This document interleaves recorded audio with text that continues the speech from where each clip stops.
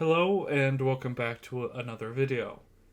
Today I will be doing an expanded overview on Nova Lemkovyna, at least expanded in comparison to the 1 minute short little clip that I did a few months ago. Before we get into goals and talking about different strategies we can use to accomplish this project of Nova Lemkovyna, let's remind ourselves where exactly Lemkovyna is, what boundaries we are referring to, where is our target area. This is a map of Lemkovyna and adjacent western Bojkovyna. For all intents and purposes, the project of Nova Lemkovyna can be essentially described as any ethnographic Rusyn territory within the modern state of Poland. So western Bojkovyna is part of Nova Lemkovyna, and this is the totality of the territory that we are referring to here. Now, what made Lemkovyna disappear? Well, some people call it Akcja Wisła. Probably most people still call it Akcja Wisła, but it is also referred to as the Lemko Ethnocide. In 1947, the Polish and Soviet authorities decided to deport over 100,000 Lemkos from Lemkovyna to the former German territories in what is now Western Poland, or the recovered territories.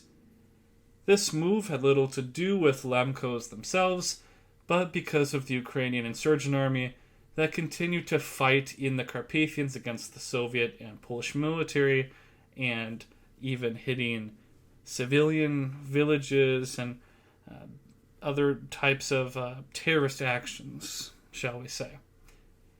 This was largely rejected by Lemkos. Some parts of Lemkovyna were even terrorized by the Ukrainian insurgent army.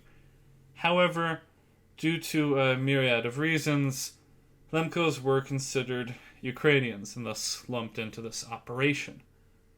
Some years later, roughly 10,000 moved back and now remain within Lemkovyna, so it is not completely erased. Some villages are majority Lemko, however, they are few and far between. I wouldn't call this the most accurate in terms of the areas that they deported people from, but you can kind of see a rough overview here. Most of the Lemkos were deported to Silesia, and this was once a historic German and Polish area that had been part of the German Empire. And of course, this whole Akcja Wisła, this Lemko Ethnocide, it has caused many issues in the Lemko community that still persist to today. Of course, because the Poles are the dominant ethnic group within Poland, and due to intermarriage, which mixed marriage kids will most likely take on a Polish identity, the Rusyn language has begun to die out in favor of the Polish language. Of course, with that, Lemko-Rusyn identity is slipping away. We lost a major Rusyn region, which, not even referring to the Lemko-Rusyn Republic and ambitions of autonomy and such, we lost a contiguous part of Carpathian Rus. Roughly a fourth of Carpathian Rus ethnographically was destroyed. All of the Lemko homeland and a significant part of the Bojko homeland. So this, of course, is a major loss in all regards. Let's recenter on the central goal for a second, just so we can be clear on what we're talking about when we're talking about the project of Nova Lemkovyna. So the central goal of Nova Lemkovyna is the eventual reintegration of Lemkos and Lemko Americans into the homeland to the extent that they become the majority population within Lemkovyna and a major player in Rusyn culture. We are trying to rebuild Lemkovyna so that we are the dominant people within our ethnographic homeland. Now, what issues are we having in doing this? What comes to mind right away? Well, of course, many Lemkos themselves will point out there are no economic incentives to do that. There is no industry. There is not good educational opportunities. Pretty much all you have is tourism It is also, infrastructure-wise, rather poor compared to the rest of Poland. And for the majority of people, unfortunately, patriotism is not enough to make you go back to uproot yourself and force yourself to go back to Nova Lemkovyna. Or just, we can say Lemkovyna. People want their children to go to good schools, to have a good career. And if they can't do that within Lemkovyna, they're either going to stay where they are, or they're going to go somewhere else in Poland or abroad. Regardless of all these things, there's a low level of national consciousness from Lemkos living in Western Poland. This is not simply, I wouldn't necessarily call it the same issue as Rusyns, for example, in Subcarpathia. Of course, people know that they are Lemkos. They know what was done to them. But there is no desire to move back, have some type of your own autonomy in some way. This just doesn't exist. For many, they view themselves as Lemko culturally and a citizen of Poland. The desire to have autonomy or to have any type of way in which to govern themselves is simply not there. There are no easy ways of going back. The price for land is rather high. There are no organizations dedicated to helping Lemkos move back. And so really, you are looking at a dire situation and no roadmap to be able to change it. Well, I like to think there are 4 steps in terms of righting the situation. And they are, of course, the establishment of ethnic organizations built on the right of return. We'll get into that first. Ask and demand assistance from Poland. This is, of course, referring to the recognizing of the Lemko Ethnocide, asking, and then, if they refuse, demanding some assistance in helping resettle. This was done to us by the government of Poland. That is still the governors of that country, of that land. We believe that they should help us, and that it is their duty to help us to make right from what was wrong. Educational expansion and increased communication with the rest of Carpathian Rus. And there are some interesting things with that final one as well that we'll get into that can make this project of Nova Lemkovyna not just simply for Lemkos, but a beautiful thing for Rusyn culture and the civilization or people of Carpathian Rus itself. So, right of return organizations. I think the primary example to follow is of Israel. Perhaps not in the modern day, but certainly if you look at their historical programs, which were they were much more inclined to try to have people immigrate. Let's say, for example, in the 1920s, the 1950s, the 1960s. So if we base some of our strategy off them and we see what worked for them, we can pick out a couple things. So we want migration and initial settlement to be heavily subsidized. That means low interest rate loans on houses, pretty much close to zero, and also look for work programs. This is primarily to do with those who are not farmers, those who are perhaps a little bit more skilled, but not some people like professors or things like that.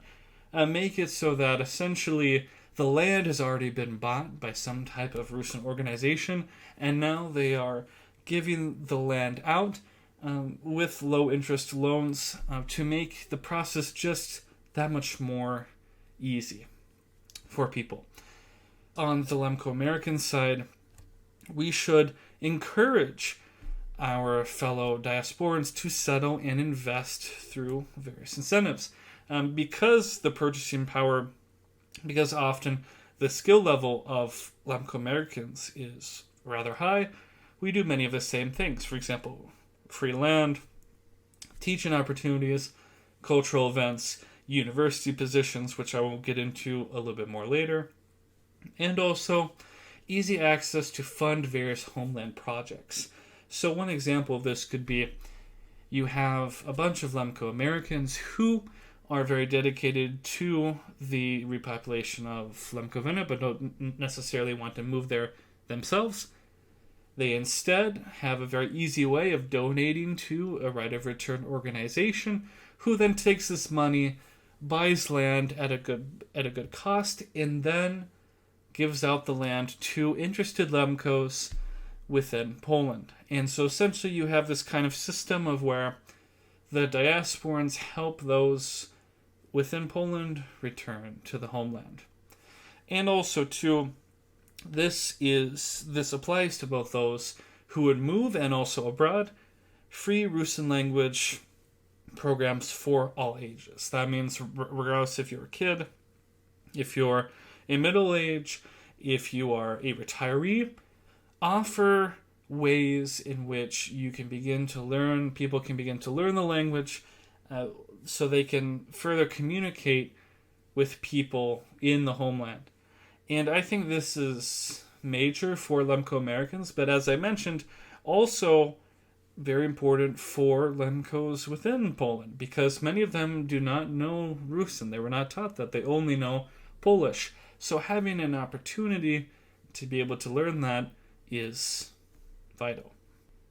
Now, in terms of increased economic opportunity, I think this will really depend on if we can find motivated entrepreneurs, motivated individuals that would devote much of their lives to creating this.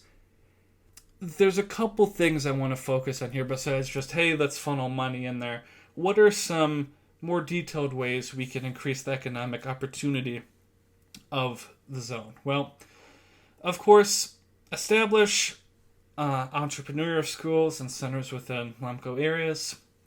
Make it so that there are actually good schools to learn how to do business, to learn different skills that could help people start their own business, their own company within the homeland.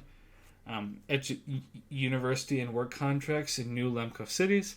This essentially means that you can have your education paid if you go abroad, as long as you return home to work. So, for example, you would have a Lemko who is from Silesia. An organization would offer to cover their expenses and their tuition to go to America or Germany or wherever they desire, on the condition that after they complete their degree, they return and go to Lemkovyna and attempt to use what they've learned to benefit the homeland. And this is really trying to increase the white collar percentage of those within the homeland, because this is also where you get the majority of capital, the majority of new ideas, the majority of evolution of an environment. And it's extremely important in that we can't only focus on, hey, we will bring back people and we will institute a policy and a program where we will restore Lemko villages to how they were, many people being farmers and things like that. We need dedication to that, and also some type of intelligentsia, some type of high skill class. On that part of not just farmers, there's also a need for a kind of middle ground here. And what I would suggest, this is just from my own research, is really two things in this domain to create an industrial base. Number one is attempt to look outside of the EU for possible contracts in terms of production of various items, manufacturing, things like that, and be able to offer, because the land is subsidized, because many of these things should be subsidized, you would be able to offer a lower contract in terms of manufacturing items, or you would manufacture items for some type of car company or whatever you would think of, trying to have us be competitive in the international market to try to bring some actual industrial capacity to the region. And with that, in terms of if we open up factories, if we open up just businesses in general, we should only hire Lemkos for the majority of the positions. Now, of course, this may be illegal in some ways, but you don't necessarily need to say it out loud.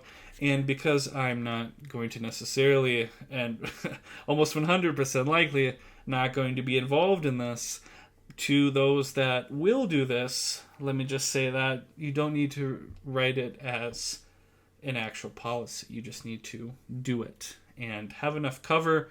Hire some non-Lemkos here or there just to make it look good. But behind the scenes, you can do this in many different ways without getting in trouble. And also the most American way possible, which I don't think will be very useful at the beginning, but perhaps further on when Nova Lemkovyna is more established, have some type of VC funds for Lemko people to create their own business, to try out some new inventions, some new ideas. Again, this is not thinking about within the first 5 years of people moving there, but down the road, perhaps a decade or two from now, when Lemkos are much more established, when we actually have a culture, a living culture there, this is when you would try to implement some things like that. All right, so in terms of educational and community development, to get deeper into the educational realm of what exactly do we mean by offering different programs for kids, offering schools to have people learn Rusyn, well, here's what I mean. Essentially, you would create a school network for Lemkos in both Silesia and in Lemkovyna. You would have different options where, for example, you could have a boarding school for those who wish to send their kids to the homeland, but they're still working in perhaps Warsaw, somewhere like that, Krakow, some major city, but they want their kids to be instilled with a sense of Rusynness. Well, you would have a boarding school, or probably multiple boarding schools in our case, where you can send them, they can live in the homeland, they can get a good education, and they can be instilled with Rusynness. I think besides the kind of basic fundamental principles of schools, it is also important to have some type of student exchange program with Prešov and Subcarpathia. This would be where Prešov Rusyns, Subcarpathian Rusyns would go to Lemkovyna, they would go to Silesia, and then the Lemkos from Poland would travel to these other regions to actually meet other Rusyns that are not Lemkos, to be able to see how much bigger Carpathian Rus is as an entity. I think a goal, perhaps not within a decade, but 2 decades, 3 decades down the line, is also establishing a university taught primarily in Rusyn. This would be heavily subsidized at first, both by the diaspora and people within the homeland, probably from any region of Carpathian Rus, but the establishment of higher learning, where someone can go from age 4 to age 22 and be able to speak, learn, communicate in Rusyn that entire time as their first language. This is huge. We would want this to be accredited. We would want it to be actually good in terms of ranking, in terms of education. But this is something that is further down the road, but it's looking at the image of not just trying to instill Rusynness at this type of folk level, this type of underdeveloped level. How can we create a new intelligentsia? How can we create a complete culture, not just a partial culture? I think this idea of Nova Lemkovyna is a great opportunity to also become a safe haven for people who are prosecuted for being Rusyn. So, for example, Subcarpathian Rusyns who are perhaps a little bit too direct in their activism or their attempts of crackdown from the police or just the government in general. Lemkovyna would be somehow a safe haven for these people. That they can come here, they can find a Rusyn place, and they can do their activism from there. They can positively influence the Lemko culture, and they can really help formulate a more complete whole image of Rusynness within that region. I think that is extremely important to have somewhere where this can be done, to have a type of outlet where if people are feeling the heat and they need to leave, there is a place for them to go. And Lemkovyna could very well be the solution there. Now, to wrap things up here, when we're talking about end goals, specific things, specific end goals that we can actually say, hey, we are charting this here. We will check back every couple of years to see the progress that we're making. And again, we're not living in a fantasy land here where we think by 2033, 95% of the area that is Lemkovyna is going to be populated by Rusyns. Extremely unlikely. But what is likely then? Well, I think 15 to 20% of the Lemkovyna population being Rusyn is reasonable. Right now, it's roughly 3 to 5%, if even that. And so, going from a minuscule percentage to roughly 1/5, that is not unlikely. If we actually devote ourselves to that goal, that essentially means, if we do the calculations, roughly anywhere from 15 to 20,000 people moving back. This includes all Rusyns in general. So, in 10 years, that if you break that down, that's maybe 1,000 a year or 1,500 a year. That doesn't sound actually like a lot when you look at it from that perspective. And I think it is actually possible. Again, here we're not talking about being the majority. We're just talking about being a substantial minority by the end of the new Rusyn decade. I think what is more reasonable is that 25 to 40% of all Lemkos in Poland we're talking about kids here more specifically, from ages 5 to 18, are taught in the Rusyn language, or at least have Rusyn language classes in addition to the regular studies. I think this is much easier because, of course, you can go to them. You can go to Western Poland and set up schools. You can do things online. It is much easier, and I think this one, out of any of our goals, is the most achievable because it really is just dependent on will, not so much on finances in terms of buying land. Of course, there's a little bit of finances involved here with this, but it is really a task of will rather than raising capital. I think another good goal by the end of the new Rusyn decade is having 2 Lemko centers of culture. I think essentially what you would want is one in the west, one in the east, to balance out, to kind of have little bases of operation. What you would want is essentially, for example, if you were to repopulate a town in eastern Lemkovyna, have it be a majority Lemko, open up some schools, open up some different organizations, some businesses. Really, it's talking about 2 cultural centers. And because Nova Lemkovyna is reasonably large, of course not compared to Poland or Ukraine or Belarus or Slovakia even as a whole, but it is large in terms of just total area from west to east. Having 2 areas, having 2 spots, one in the west, one in the east, This seems strategically beneficial for many reasons.